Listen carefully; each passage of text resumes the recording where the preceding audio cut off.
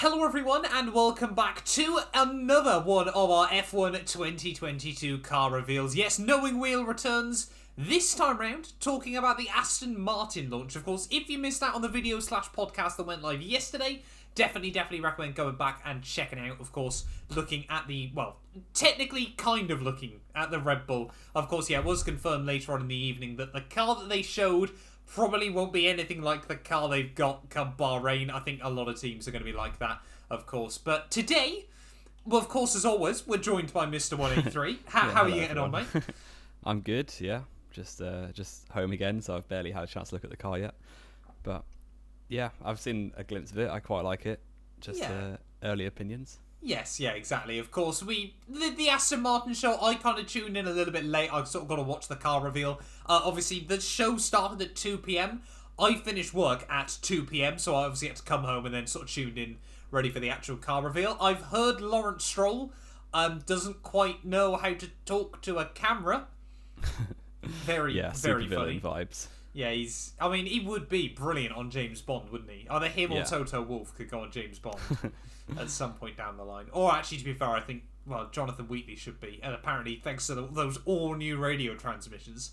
What, the ones that have been released for 2 months? Yes, those ones that apparently have broke Twitter. But less of that. And we're here to talk about the Aston Martin. We are here to talk about the Aston Martin, though, most importantly. Now, Jamie, of course, we were expecting British Racing Green once again. I've sort of got the pictures up on my screen. I'm hoping you have as well. Yeah, I do as well. I was pleasantly surprised. Of course, this is the first proper look at F1 2022, isn't it? Of course, we kind of saw the Haas that was just last year's paint scheme effectively, or this year's paint scheme technically still, on the FIA car. Then we had the Red Bull, which was just a very basic sort of version of the FIA car that they've done. Aston Martin are claiming this is close to the car they're going to be running next season. Yeah, it's probably the chassis without being all of the aerodynamics, I'd imagine. Yes, yeah. So the shape of the car and the basic look won't change that much, like from what you can actually see in front of your eyes. So I think I really like the look of it. It's very aggressive looking. I'm not sure I'm too keen on how many grills they've got for the engine, but I guess they're worried about cooling or something. But yes, yeah, it looks a bit like a cheese grater down one side pod. But yeah, the actual livery looks really good. I like it a lot. This is kind of what we thought they were going to do last year until they got the BWT sponsorship and had to make all the... Well, they kept the BWT sponsorship, yeah. They had to make all the yellow into pink, which looked a lot worse, in my opinion, than this. Yeah, it was not quite working for them, was it, unfortunately, last year. But I really rate it. I think it's a very good looking car. Yes, yeah, of course. A little bit of controversy coming from Red Bull over the winter, obviously now being partnered up with Aramco. A lot of people, of course, weren't particularly happy with that, but unlike Mercedes with their sponsorship, that was with, was it Kingspan or something along those lines, wasn't it? Yeah. Of course, towards the end of last year, of course, very different circumstances we can understand as well. But of course, yeah, they very swiftly closed down that partnership. Aston Martin, though, Lawrence Stroll's here to make that cash money, so he has not done the same thing. He has kept the Arabian oil money flowing through the team, and yeah, I think to agree with you though, I'm a big fan of this year's car. I've always sort of loved the British Racing Green on the Aston Martins, and it very much gives me the Aston Martin GTE car vibes, of course, with like the fluorescent yellow almost stripes on it. Yeah, it is just a good looking car. The nose, I think, looks a lot more natural than it did in the Red Bull. Yes, it's probably attached, isn't it, to the main plane, the front wing underneath it as such, which looks quite good. Yeah, and they've actually got a DRS mechanism, which the other two cars so far haven't. Yes. So it looks good. I'm looking forward to seeing the rest of them, to be honest. This is a good... I see people going crazy over it. I'm not that crazy about it. Like, it's good. But if you take last year's car and make the pink into yellow, that's kind of what they've got. Yeah, but I mean, you could easily make pretty much any car look bad if you take any colour on it and turn it into brown, for example. Yeah. So, you've got to appreciate the changes. Plus, again, obviously, Formula One fans are just, anytime anything's new, they love it. And then it just quickly becomes very boring as well. So if they're still doing this in 2023, I'm sure we're then going to be moaning at them once more. Yeah, worst livery ever. Exactly. According to Twitter. Yep, exactly. Like Red Bull and Haas are apparently already. Yeah. But a couple of other important talking points then, looking at the car, Jamie. Of course, we can properly actually do a deep dive technical analysis. Oh yeah. Why we know so much about that? Why is it only got one front wishbone? Why are they doing a reverse oval setup?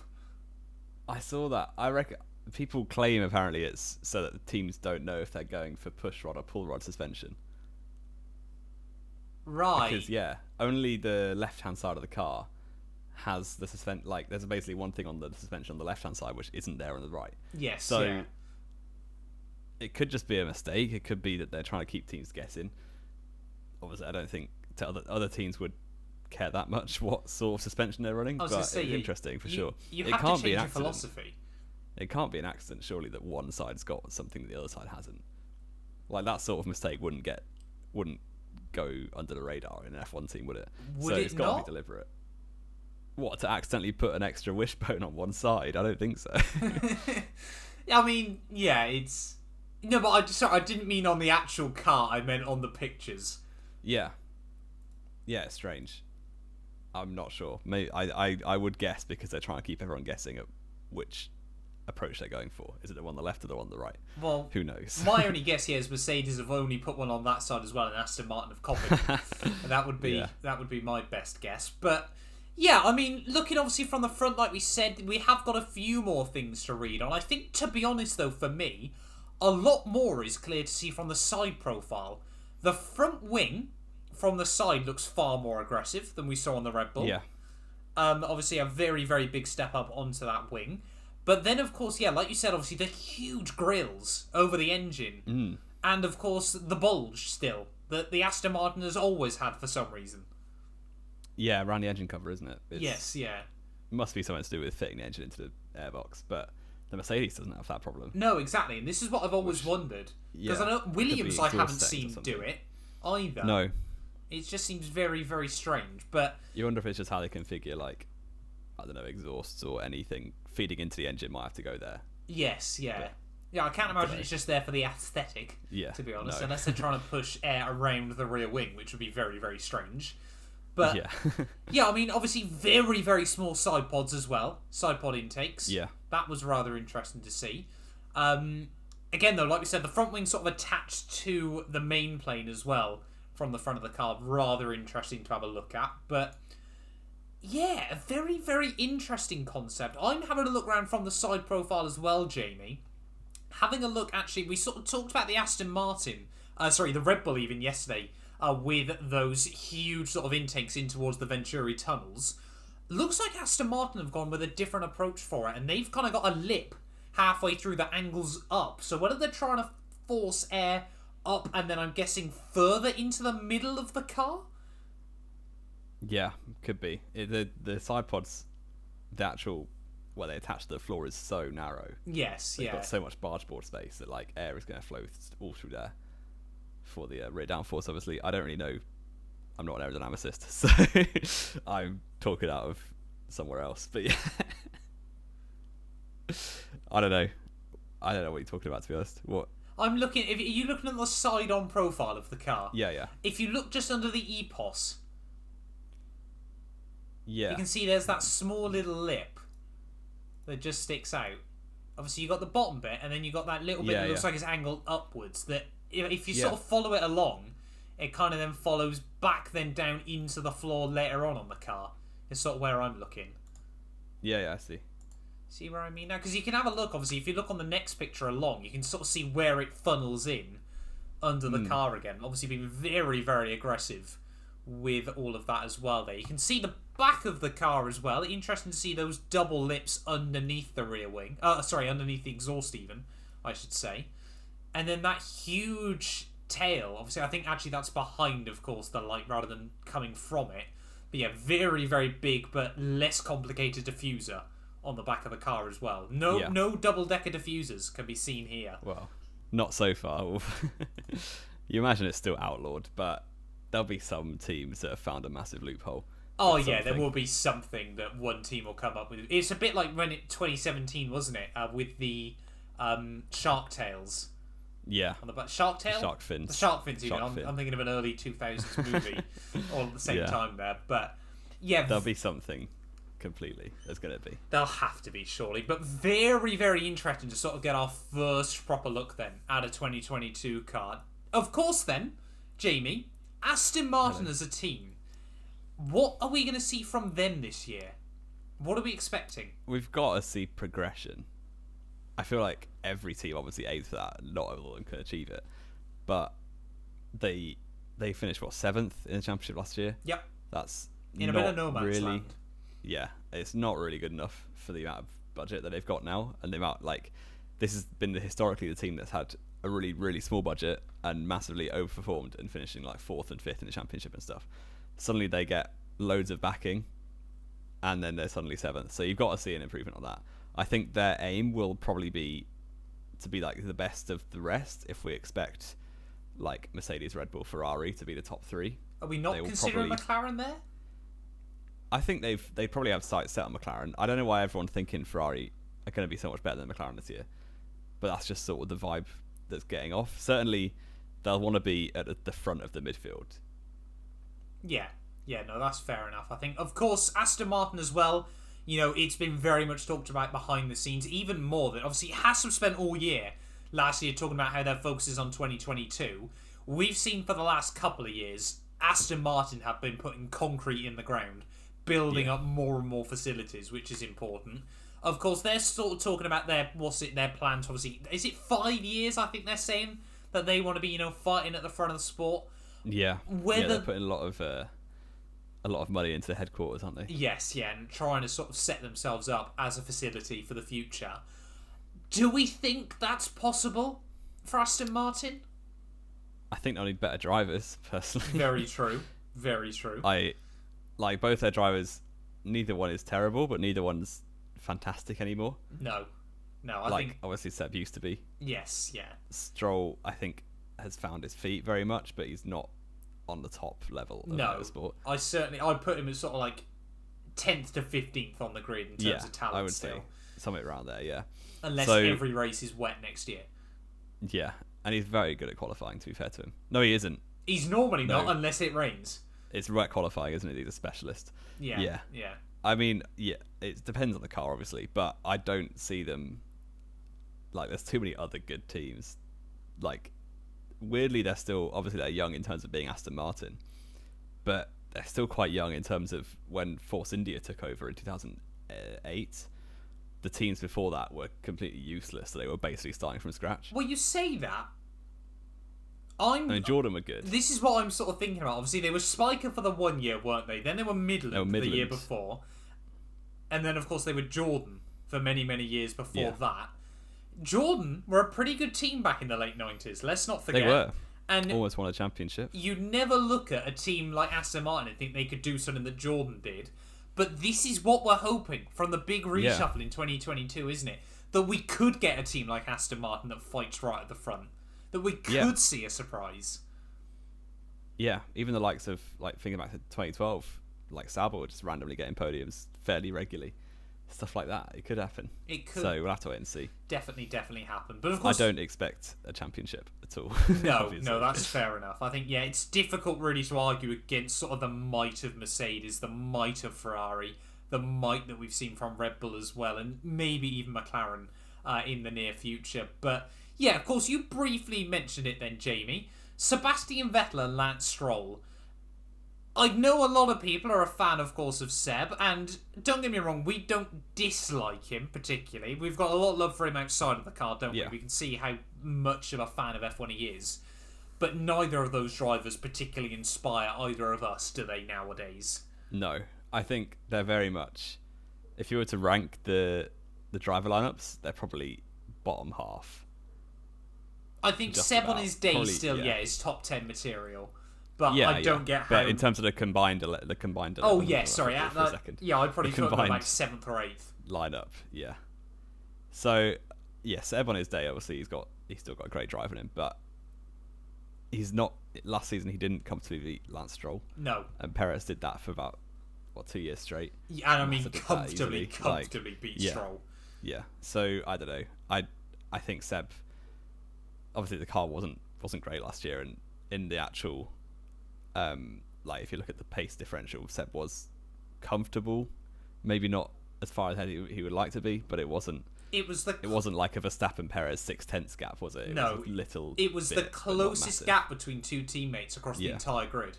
They were the most evenly balanced in terms of raw pace. Stroll hasn't suddenly become a god behind the wheel in one season after losing to Perez by miles.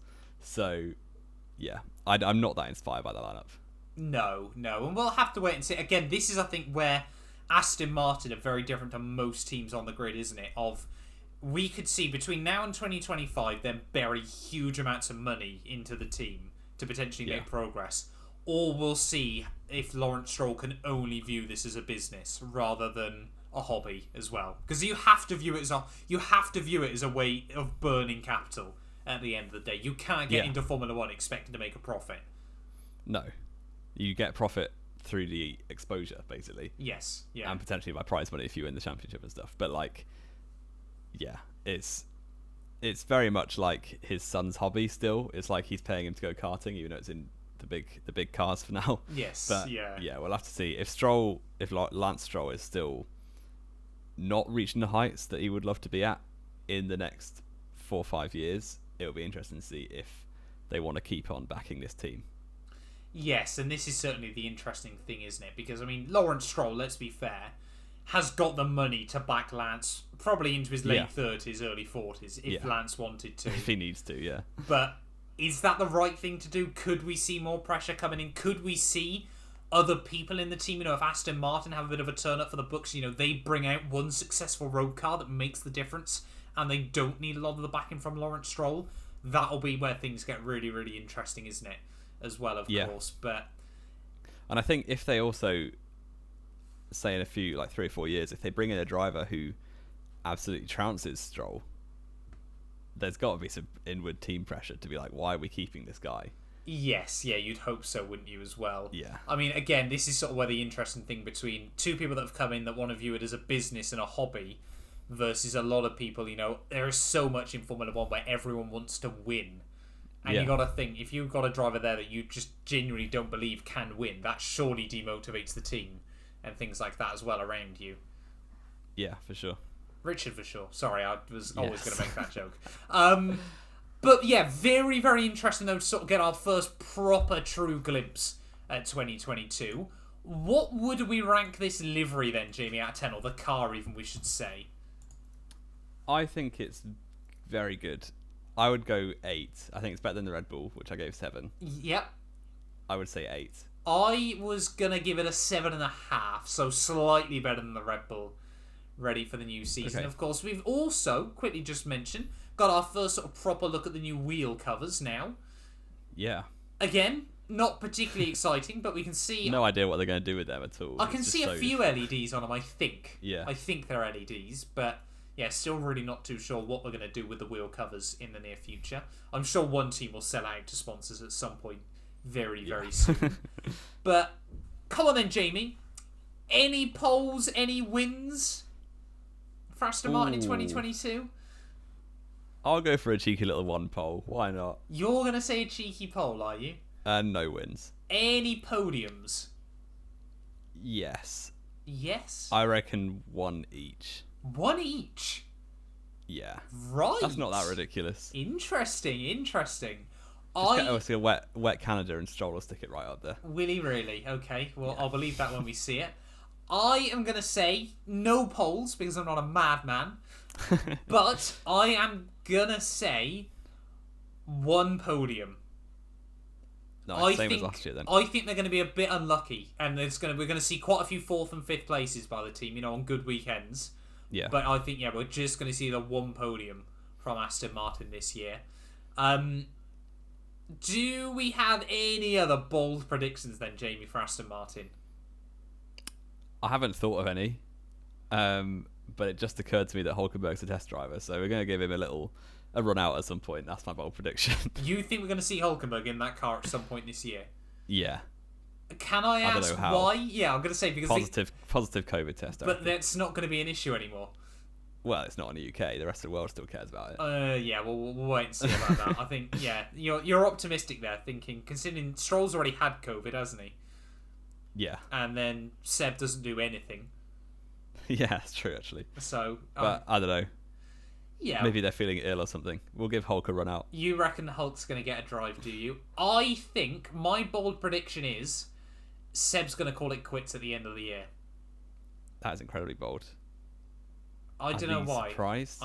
He's got his full head of hair back. He's just done Race of Champions again. I think we're going to see Seb, maybe with Aston Martin, venture into new territories in the near future. Fair enough. We'll have to wait and see. I don't see it myself, but that's why it's a bold prediction. So Exactly. we'll come back to that at the end of the season when Seb signed a contract extension for 2024. Yep, probably knowing that. But anything else to add then, Jamie, for Aston Martin?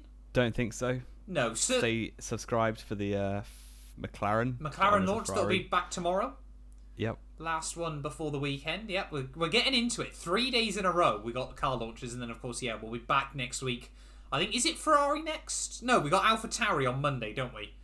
On the 14th. Yeah. And then obviously we got Ferrari, Mercedes as well later on during the week. But yeah, I think that is going to do us then for this one. Second car reveal, our first sort of proper look at the 2022 Aston Martin. Like we said, let us know down in the comments below your thoughts and feelings about the new Aston Martin car. Give it a rating out of 10 as well for what you think of the livery. But yeah, Aston Martin, though, certainly a team, aren't they, Jamie, that we could believe, if both of us ended up on a coma tomorrow, we could believe they could finish next year 4th or next year 9th. Yeah, they are really a team that can swing anyway. But yeah, that'll do us then for this video. Thank you all so much for watching nonetheless. If you have enjoyed, do make sure you leave a like, get yourself followed or subscribed. And yeah, we will be back very, very soon. We'll hopefully be back again, obviously, of course, tomorrow with the McLaren, with the McLaren launch. And then, Monday back with AlphaTauri. 3 down, 7 to go.